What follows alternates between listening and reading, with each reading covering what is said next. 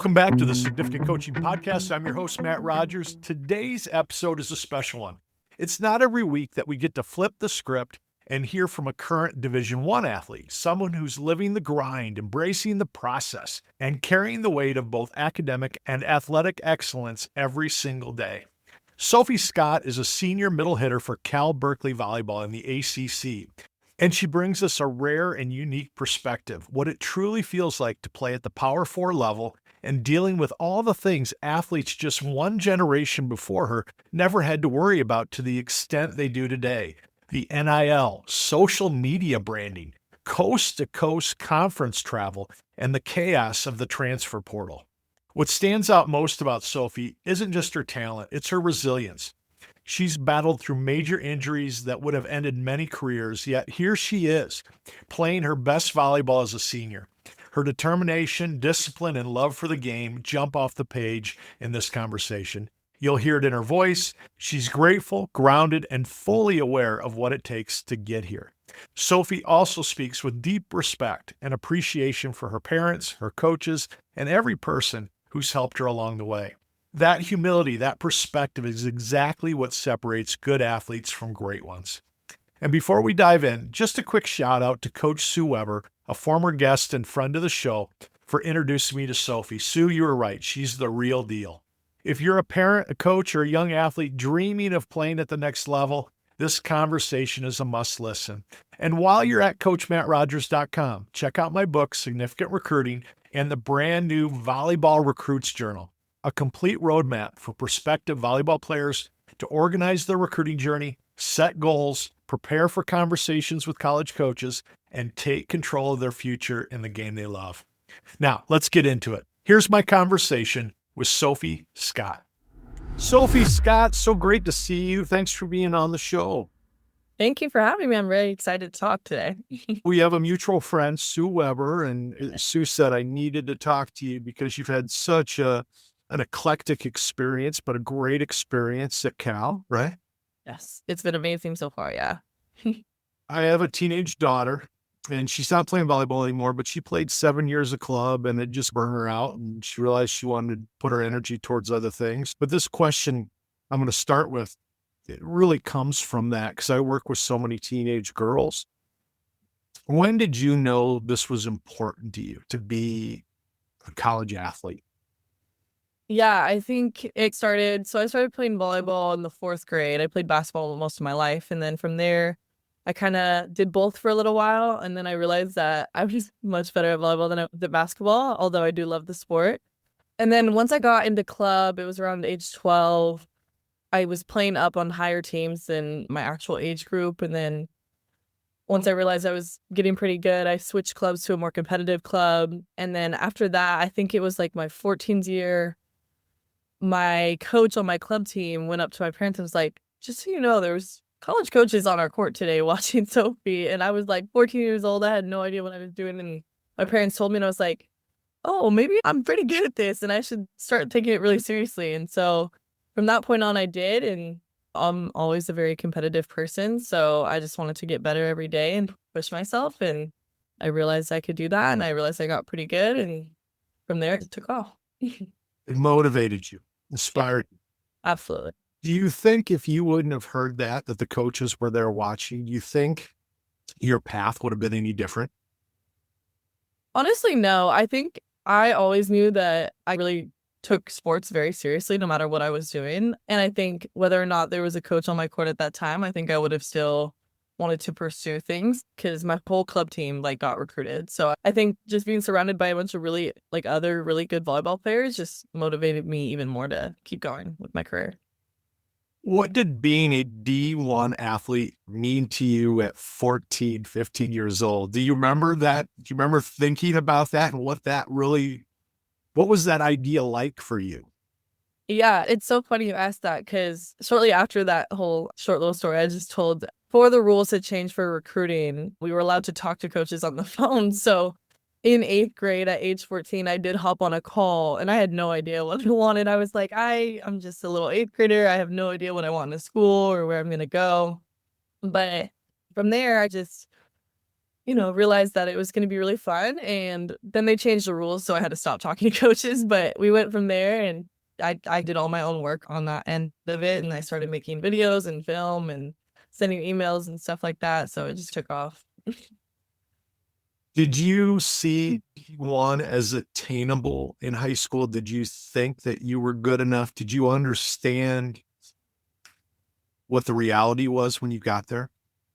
I think at first I did consider, like, I talked to my parents, and Sue obviously was a big help with this, but just being realistic and where my skill level was at. And I didn't really know at first when I first started my process. So I reached out to as many schools as possible, and I talked to as many schools as possible. I didn't really write anyone off. But then when I started seeing bigger names and being excited about those things, I was like, oh, wow, like I could go to the top level with this. And from that point, I narrowed things down even more. But I did see it as very attainable because I was confident in my skill, and I was surrounded by a really good group of teammates and coaches and everything. And people were realistic with me and honest with me about where I was at. And I was like, okay, here we go. I think this is where I'm at.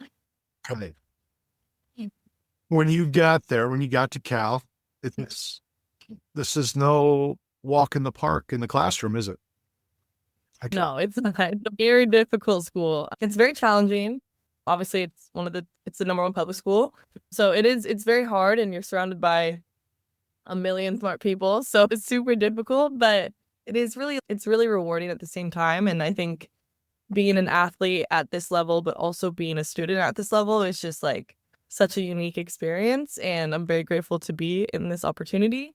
But it is hard to balance sometimes, but I've been doing a pretty good job. All right. I want you to think back those first 5 or 6 weeks at Cal, because you weren't, when you're a volleyball player, you're not a traditional student because you're typically there 2, 3 weeks before all the other freshmen get there. So you don't get that prototype freshman orientation.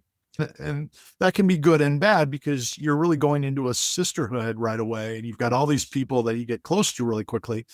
But was there one or two things that you were like, either on the court, off the court, in the classroom, they were like, wow, I don't know if I was ready for that? Was there a couple of those things? Yeah, honestly, I think going from club training to college training is very different because with club volleyball, you practice 3 times a week. You do your own weightlifting and everything like that, your nutrition. I don't even know if I thought about it too much in high school other than just let me eat a good meal before a game. And then I think coming to college and practicing every day and then going into two-a-days and lifting every day and having all these people and resources and my athletic trainer who can help me with treatment and my rehab and like all the resources that were like at my fingertips was definitely something that was like, whoa, that's really different and crazy. And I didn't know I had access to all of this. So that was definitely something that was pretty shocking when I first got there. And obviously it's good. And I also had to adjust to it and everything like that. But then I think the other thing that was a bit of an adjustment and it was very different and it was good and bad in my little freshman brain when I first got here. It was only having one class a day and then just doing volleyball and then I was like, whoa, what else do I do with my time? And like trying to just navigate the college aspect, but then I have 6 readings I have to do for the next 4 hours. So it's very different than high school and what you experienced before that, because you have a full day of classes and then you do volleyball and you have maybe 2 hours of homework. So it's very different and you have to learn how to adjust your learning for that, I thought. So that was definitely something that was interesting for me. Yeah, that's cool. That's probably the hardest thing for any teenager to accept, is the fact that, all right, no one's really paying attention to me anymore in terms of my routine and my schedule. I have to create that. If you could give some advice to yourself at 16, are there things you wish you would have started that you're doing now that you wish you would have said, gosh, that would have been easy for me to do that, and I would have been better prepared for college? I think honestly, finding productive ways to do things with my free time is something that I could have prepared a little bit better. Because when you're in college, you have free time, but like when you're an athlete, especially in season, you don't get that much free time, and then you just want to lay down. But then you have stuff to do still. So I think learning how to be like, all right, I gotta get this and this done super early on, like when I was 16 years old. I think that would have been a good skill to have. I obviously have learned that now, and I'm very happy with how I handle things. But I think having that set routine, even when you do have your free time. Of course, you have time to relax and do things for yourself, but making sure you get all your things done before you can just let everything go. I think it's a good thing to help you balance everything going on in your life. You probably would have told me something different 2 years ago, I would imagine, Or right? probably As a senior, somebody who's been through this and been through the gauntlet of what you go through, you've probably learned this is silly to keep making these same mistakes or not being more prepared for this and giving yourself the free time that I actually want. exactly. And I don't want to keep going backwards, but when you look back at yourself as a freshman versus now, what do you think has changed the most?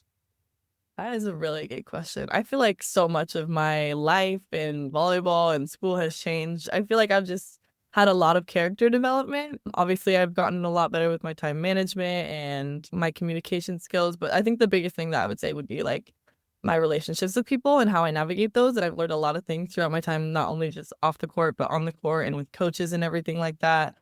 Obviously, over time, I've grown to be more confident and be able to use my voice a lot more, and I'm very proud of that. Whether that's navigating the tough conversation with one of my friends or how to do a tough combo with a coach or something like that, or even a professor. I think advocating for myself is something that has really grown for me, and I'm very proud of myself for that because obviously when you come in as a freshman, you're a little small voice and you don't really know if you're too sure of yourself. And I think having that character development for myself is something I'm very happy about. And I'm very proud of you too for that because it's probably the thing I regret the most about college. And trust me, I had plenty of regrets from college, like not building enough relationships and not nurturing those relationships with professors and coaches and administrators. And because I had so many people that wanted to help me. Like you said, when you walk into college, it's amazing how many people you have around you that want to help you succeed. And it's so important that you learn how to take advantage of them. I want to dive more. You said about relationships, how you've grown in those relationships. Give me an example of how you feel like you've grown and matured and how you create relationships and nurture those relationships. Yeah, I think I've had to have a lot of really hard conversations, not only in volleyball, but just in my life. And I think not shying away from those is really important. I know when I was maybe a freshman or younger, I would try to avoid those conversations, whether I was like upset with something with my coaches or my friends did something or somebody in my life did something or I got a bad grade, but I thought I should get a different grade. I wouldn't necessarily be quick to advocate for myself with that. And I think being confident enough and sure enough of myself and the people that I'm talking to have a tough conversation and want to get the best out of it for both of us is something that I'm really proud of. And I've had a lot of those conversations in my lifetime, whether that was with playtime or even just my friends and I had a little disagreement, but whatever it was, I've gotten really good at knowing that those tough conversations can make the relationship with the people that you're having them with better. And I think being sure of that and, always wanting the best for both people involved is how I go into it, even if it's a hard conversation. So, yeah, I would think about that. It speaks volumes about your character and how you were raised, Sophie, because you've said it twice now, thinking about both sides of the story, thinking about how this other person is feeling, how they're going about it. Because you and I both know, because I coached women for a long time at your level, and I've got a daughter and I've got a wife. It's boys have these problems too, but there's always that thing on girls' teams where there's conflict that comes up. And the more you don't address it, the bigger the problem gets. Absolutely. Talk to me about coaching, because that plays such a huge role in your development through college, because college is your opportunity to figure things out and fail a little bit before you get out in the real world, which you're getting closer and closer to every day. Tell me about the coaching that you've gotten off the court from your volleyball coaches in terms of helping you become the person you want to be and giving you the power and empowering you to be the person you want to be. Yeah, I think I've had an interesting experience throughout college. I've had several different full coaching staffs, and that's been very interesting because I've taken a few different things from each one. My current coaching staff, I'm definitely very close with. They've been amazing so far, and I've really enjoyed my time with them. They've been here for 2 years now, and so they've been really great. But I think with that, I do spend a lot of time with them off the court. I'm pretty close with all of them, especially my assistants. And I think they have just told me, and my head coach is a female, and I think seeing then I have an assistant that's a female, and then I have two male assistants as well. But I think seeing my female coaches, and there's nothing on my male coaches, I love them too, but seeing my female coaches in such a high place of power and have so much confidence and so much knowledge that I can learn from and life skills has been super awesome to watch. And I've had several really amazing female coaches in my lifetime, and seeing those women, these strong women that have so much to give to their players, but also just in their lives, has been something that I've really tried to embody. And I really feel like I picked up a little bit of everything from each coach I've had. And I think having those skills is really amazing. And I just love creating relationships with my coaches. And I've had really good coaches from age 14 to 21. Just trying to take everything from a little bit of everything from each person has been really awesome. And yeah, I think what I've learned the most is my confidence and just, like I said, being sure of myself in all aspects of my life, not just on the court. Awesome. I'm so happy to hear that and I played for multiple coaches in college too. And that transition is so hard because you made a commitment to one person and now they're gone. Yes, And exactly. now you got to decide, do I stay here and try and build a relationship with a new coaching staff, or do I go somewhere? In fact, you stayed and you've built these relationships and you're in such a good place with your new coaching staff is really cool. Let's talk about freshmen. Let's talk about the newcomers.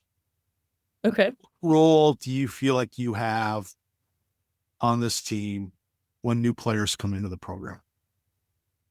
I think I try to be a big sister. I grew up with two older brothers and I had no sisters, but I think with being on a team full of girls, especially being the oldest on the team full of girls, I really do try to play a big sister.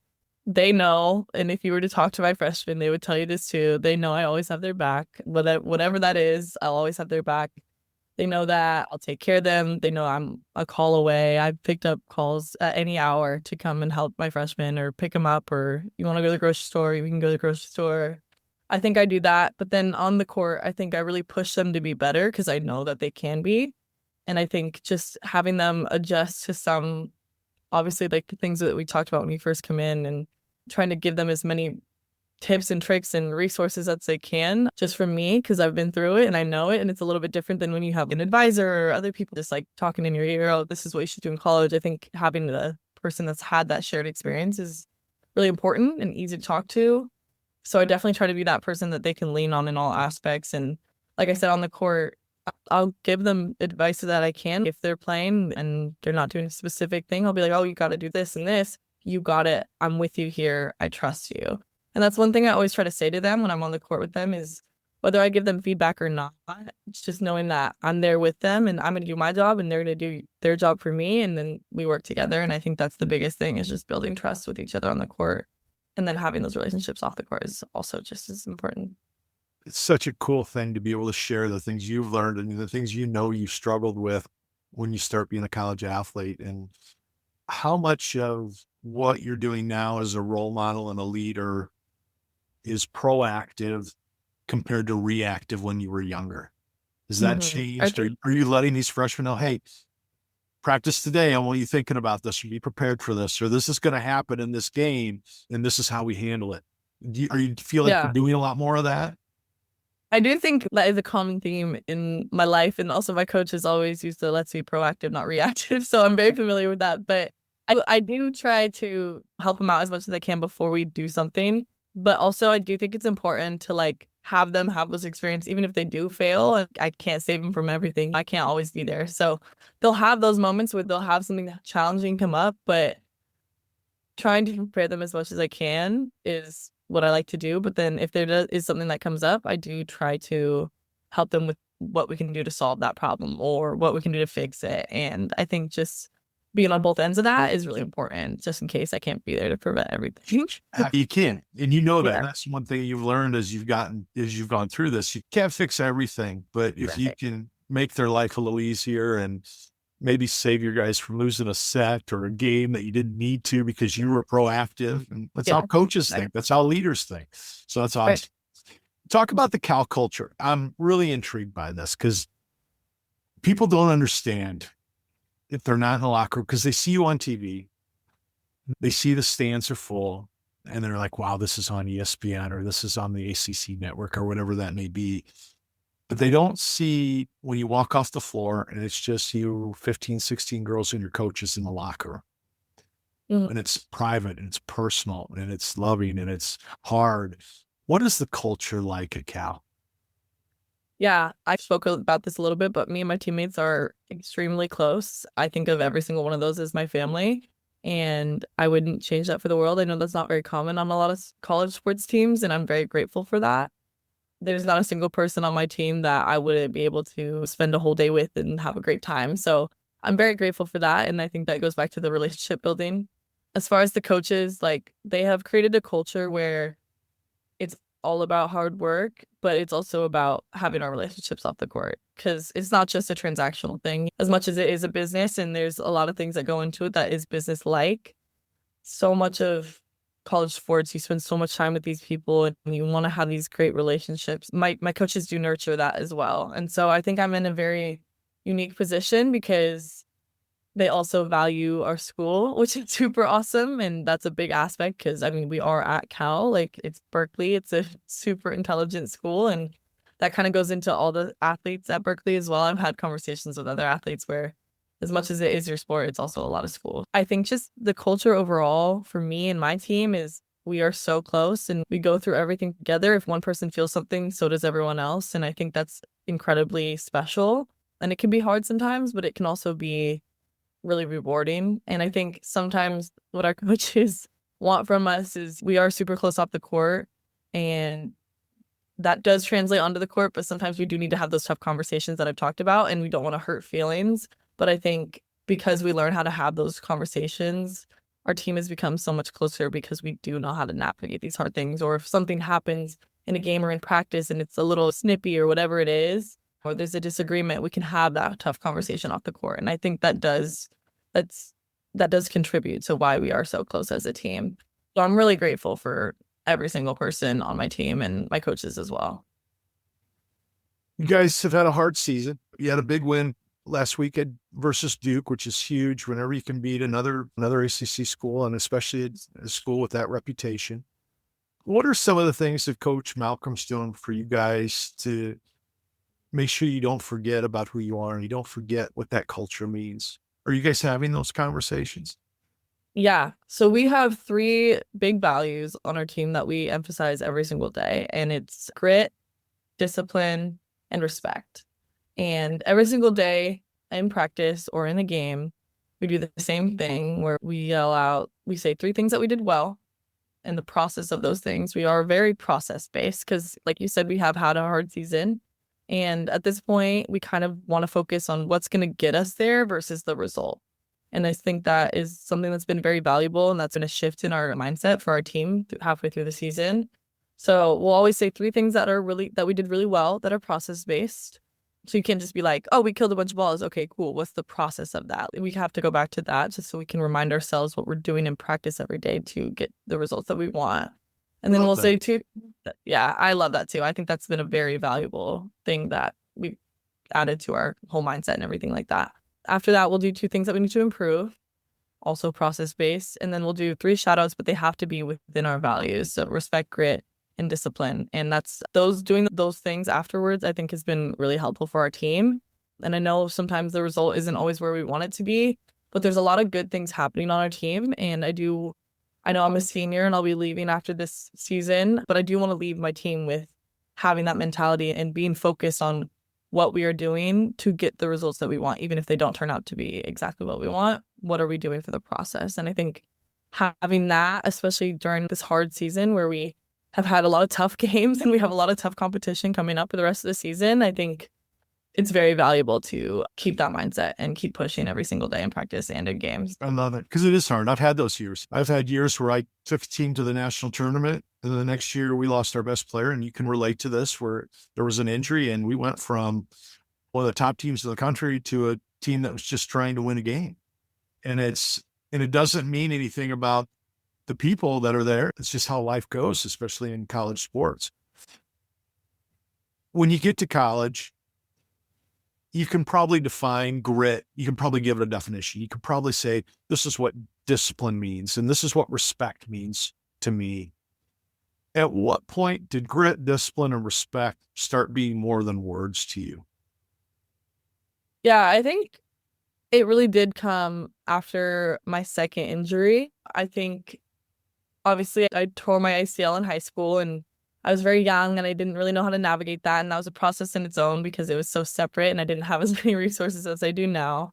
But I think when I had to get a second surgery, I really had to make that decision in that moment if I wanted to keep going. And that goes into the grit more than anything, I think. And I ended up having two more surgeries after that in my college career. I definitely know what grit is at this point. I think I've had to live it a lot and it's not easy to come back from things like that. So It's easy to quit, isn't it? it is. It is. The easy way out would be to give up. And I never made it easy on myself because that's just not who I am. And I do think all of these things, grit, discipline, and respect, all have to do with each other. And so like when I had that grit to keep going, I also had to be really disciplined in my rehab and what I was doing and my mental, especially. I had to be really disciplined in that because if I let that falter, it's not going to be good for anyone and it's not going to get me to where I want to go.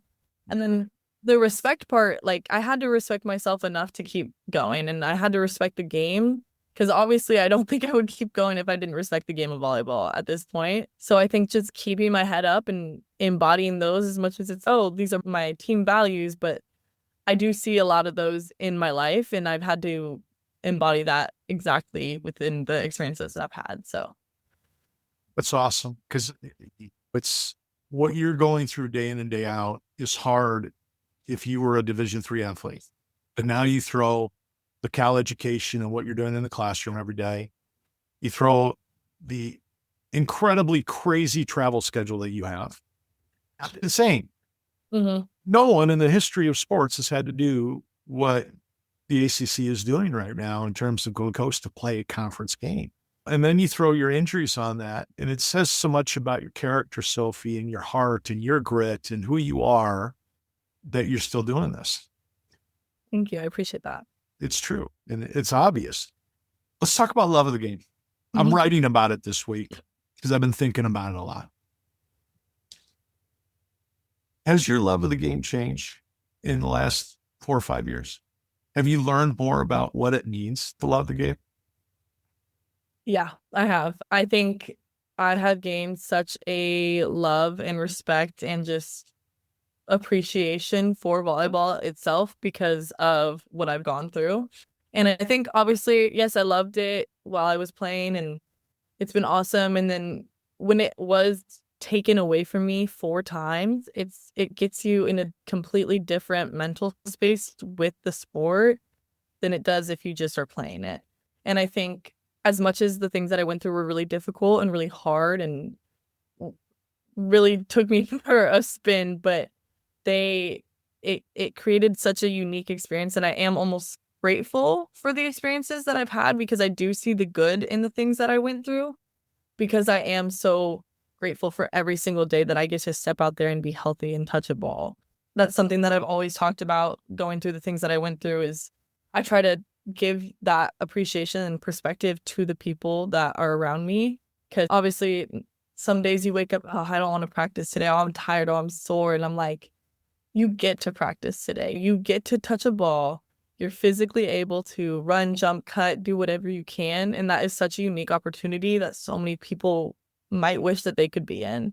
I spent so much time sitting on the sideline just because I was forced to due to my injuries and just watching the sport and being like, oh, I wish I could be out there, like itching to be out there all the time, I think has just made me love the sport so much. And I truly don't know what I would do without it. I don't know what I would have done if I ever gave up. I think I would never forgive myself. So I'm really proud of myself that I kept pushing, even though it's been several big injuries. But I love volleyball more than anything. And I know I'm not just a volleyball player. I know there's more things to me. And I see that perspective as well. Because sometimes people are like, Sophie, there's more to life. And I'm like, no, I know. But I do love volleyball just so much. And it's something that'll always be such a huge part of my life. And I'm really grateful that I have had the opportunity to play it. Well, this is coming from somebody who's in their 50s. It's still one of my great regrets because I got hurt after my sophomore year. Yeah. It was a pretty bad injury. My shoulders were a mess. My back was a mess. Got in a car accident. And I was in so much pain that it was taking away my mind process about why I love the game. I attached too much of my identity to being a basketball player, and I felt like that was being taken away. So I was losing my identity, and I just couldn't deal with it emotionally. So I want you to know, when you're my age, you're going to be so darn proud of yourself, and you're going to be so thankful, because now I'm every day, there's probably not a week that goes by that I don't go, I wish I would have just stuck it out. I wish I wouldn't have worried about being the starter, being the major stat producer, being the person on the floor all the time. I wish I would have just remembered how much I enjoyed being with that team and being a part of the game. So it's such a huge compliment to you that you've continued to do this, and you're thinking about doing it some more next year, right? Yes. We're going to dive into that in the next episode. We're in part 2, but I want to talk a little bit about where you're at emotionally with that. How much of playing next year is, I've got a year, like you said, I love it, I'm going to keep playing, and how much of it is, I'm finally getting over this injury, I'm finally starting to be myself again, and I want to see what level I can get to. I want to see what my potential is. Where are you at with your mindset with that? Yeah, of course. Like you said, it is my love for the game. I want to keep going. I get an extra year. Yes, it was due to injury, but why not take it? And why not keep playing the sport that I love as long as I possibly can? So that's obviously part of it. That's a big part of it. But I agree with you. It is, I just got back. I feel the best I've felt in years, and I'm fast, I'm explosive, I'm strong. I want to see where I can get. Because when you go through the injuries, there's always the moments of, oh, I could have been so good if I never got hurt. I've gone through 4 now. Might as well keep going, and might as well see how good I can be. That's always, it's a little bit, like I said, I'm a competitive person. I want to push myself and see how good I can really get. So I just want to keep going. That's so awesome. And Yeah. I'm so glad you have the opportunity. I'm going to be following you wherever you go after this year. And I know you're going to do great things. You've got such a big heart. Let's finish this segment up talking a little bit about Sophie, the coach. Do you feel like you've become a coach on the floor? I think there's aspects that I do think can be coach-like, but I try to be a teammate first. And I think that's always where I'm at. Yes, I'm older and I have more experience on the team, and I do give things to my teammates as much as I can. But I do think that it's important to not cross a line when you're a teammate, because there is things that, like, you just don't know as well as your coaches might. And I think it can get complicated, especially in sports. People can get rubbed the wrong way if you coach them too much. But I do think, like, with my younger girls and the girls in my position, or especially my freshmen, I do try to, like, give them feedback on what I see, and they are very receptive to it because they know that I have that experience. And I do think that is a good relationship to have. And I do think, it, like I said, if I do give feedback, oh, hey, you need to press on the block, dive back into me, I'll make sure to close your seam. I got you here. It's a two-way street, I think, is how I try to do it if I am coaching or having that, like, coach-like aspect. So I think it's more so not so much coaching, but making sure that we're both doing our job and we have that trust. I love that. Is it different if you're a middle compared to a setter or a lib? Yeah, I do think it is different. Middles play a unique role on the team. Obviously, what I've been told before, my coaches actually made a little booklet of what each position kind of entails, and the middles are called the workhorse, is what they called it, which is very true. We do a lot of dumping, we do a lot of cutting and running, and we're up on every slice. Yeah, you're everywhere. We are everywhere. And so I do agree that we are the workhorse, but I do think middles play an important role because you are not expected, but they want you to touch as many balls if the other team is hitting as much as possible. And that's really important because then the people behind you can get a better pass or a better dig, or we get a block, and it just helps the offense a lot more. So I think being a middle, especially a senior middle, it does play a big role on the team because they expect me to get a touch. They expect me to kill a ball. And that's I like that pressure. I don't shy away from it, but I do want to perform as well as I can for my team. I do think it plays a unique role, and I do think people do listen, especially at the front with my pin blockers next to me. If you watch a game, you'll see me. I turn around and I talk to them the whole time right before the play starts. Yeah. So I think there's a lot of trust and a lot of respect built into those relationships when I'm up there with my pins. And then my back row, you'll see me talk to my lib, and I'll be like, oh, this and this, I'm going to do this. And she'll be like, great, I'm going to do this behind you. I got you. So I do think having that strong voice and like talking to the people around you on the court is really important as a middle. And I think that's been something that I try to embody whenever I'm out there. Love that. What do you want to do after you're done with school and after done with college? I would love to go into sports marketing. I'm from Portland, Oregon, so I would love to work at Nike. It's been my dream. All right, Nike execs, let's start paying attention here. We got Exactly. a superstar. Hi, Sophie. No, I would love to work there. I got Jordan on my wall here. I got a whole shoe rack over here of a million shoes. I would love to be at that. I wouldn't be opposed to working for a sports team either. I just know I want to stay in the sports world just because I've grown up around it. I've played it and I want to just stay in it. Seeing where that takes me after college, I think that would be really interesting, and I'm hoping that there's really good opportunities coming my way. So I'm going to keep working at it. You'll do great in that world. I want to do a little rapid fire with you, just some quick questions so the audience and all your teammates can giggle a little bit, and we'll let people get to know you a little bit. What's your go-to pregame meal? Normally pasta, any pasta of any sort, because I like the carb load, but then a little bit of protein too, but definitely pasta. Is coach detailed like I was, that we eat 4 hours before the game and things like that? Yeah, if we have a 7 o'clock game, we'll eat at 3. Yeah. Love that. Song that gets you locked in before a match? Ooh, I'd say Hustle and Motivate by Nipsey Hussle. Really Right. good song. Love that I'll song. check that one out. All right. Favorite away gym to play in and why? Ooh. It's so interesting you ask that because I've played in Pac-12 and now I play in ACC. I really do like Oregon's gym. I think it's awesome. I grew up watching the games there, so that's really awesome. Love that arena. And then USC is also really fun to play in, I would say. USC is a really cool arena. Is it? That's Yeah, cool. I Looks like cool it. on TV. Yeah. I love the energy of all those schools are so cool. Yeah. Yeah, So aren't they? the It's a different fans, vibe. yeah, the lights and the arena and the spirit, it's so cool. Yeah. Toughest hitter blocker you had to go up against? That's a good question. I would say, okay, Washington State a few years back, my freshman year, Magda was I think she still holds the record for the amount of blocks in all of the NCAA. So she's just a phenomenal blocker. She was at Washington State, and it's tough to get a ball past her. She's really good at her job. So shout out her. She was amazing. Do you find yourself when you know you're going up a player like that, do you find yourself watching a little extra film trying to find the weakness or a flaw? Yes. I'm trying to see where's that hole that I can Yeah. hold? Right? Where's the open court that I can find? Yeah, no, definitely. I try to do that a lot. What's a classic Cal that has surprised you in a good way? I would say I'm in a television studies class right now, and I really enjoy that because this sounds dumb because you're like, you go to Berkeley, you do all these hard things. We watch TV for our homework. So I'm actually really enjoying that.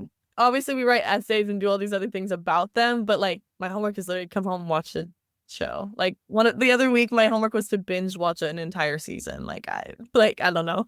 It's so funny. So that was We just did an infomercial for kids on why they need to go to college. It's so many fun things. Like, yes, it's hard. There's so many fun things that you can do. So it's What have awesome. you learned in this class that's kind of surprised you?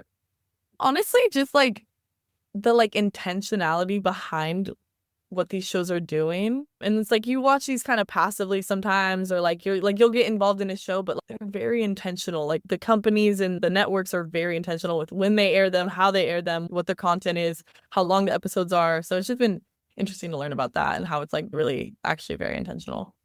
Sounds perfect for your sports marketing future, doesn't it? It is. It's great. It's hard. Favorite spot on campus to study and chill? I really like Mezzo. So there's this restaurant called Mezzo. It's got sandwiches and salads and soups, but they're this big, but they're delicious, every single one.